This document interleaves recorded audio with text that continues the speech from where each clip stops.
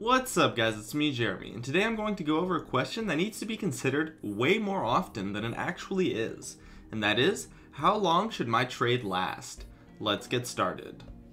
Now, when it comes to trading, the key thing that a lot of people don't think about is how long you want it to last. By properly controlling the length of trades in lane, you will find that you can actually win a trade in any matchup, even if you've been counterpicked.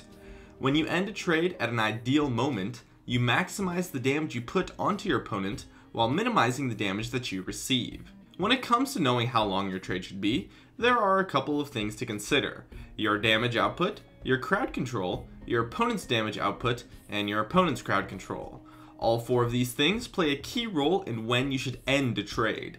In an absolutely perfect trade, you want to get off all of your damage while avoiding all of your opponents. But that really isn't going to happen unless your opponent is AFK. So you have to make a trade-off in at least one of those categories, and the sacrificing of each category creates a different situation.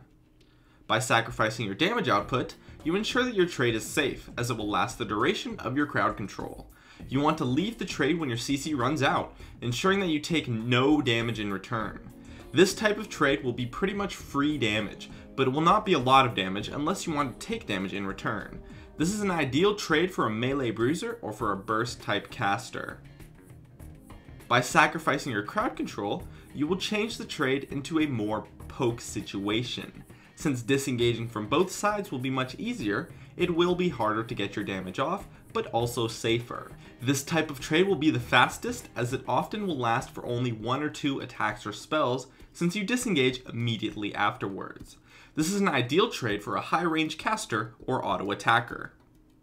Now, if you wish to get your full damage output and crowd control off, this is where it becomes a little bit more tricky. Here you need to consider burst and sustained damage, that of both yours and your opponent's. A champion with mostly sustained damage wants to prolong the trade for as long as possible, while a burst champion wants to end a trade the instant that their burst damage has been dealt, or prolong their trade long enough for their cooldowns to come up a second time so that they can deal their burst damage again. This means that as a sustained damage champion, you want to end the trade about a second before the opponent's cooldowns come back up.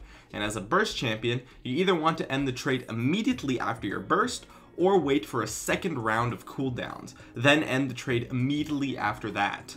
The burst versus sustained matchup is all about preventing the sustained damage by disengaging immediately after your burst has finished. The sustained damage versus the burst damage matchup is all about prolonging the sustained damage while avoiding the second round of the burst. And the burst versus the burst matchup is all about doing your burst as fast as possible and then disengaging immediately without giving your opponent a chance.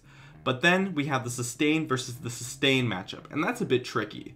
When you're a sustained damage champion versus another sustained damage champion, you kind of need to turn it into a burst matchup. Every champion is going to have at least a little bit of a burst element, even if it's not a lot, simply due to cooldowns. You want to culminate the aspects from the 3 other situations and use that in the sustained versus the sustained matchup. You can end the trade after an ability or an auto attack, or prolong it after one of theirs. It can be difficult to significantly come out ahead in trades like this versus a good opponent, but it's definitely possible to come out a bit ahead in the sustained versus the sustained matchup using those tactics. Anyways, in general, you want to end the trade after your burst or right before your opponent's burst to maximize damage dealt while minimizing damage received. My name is Jeremy, and that's it for my video on when to end a trade. If you enjoyed this video, feel free to check out some of my others on the screen right now. I'd love if you could support me with a like, and make sure to subscribe for some more awesome content in the future if you enjoyed this video. As always, thank you so much for watching, and I'll see you guys next time.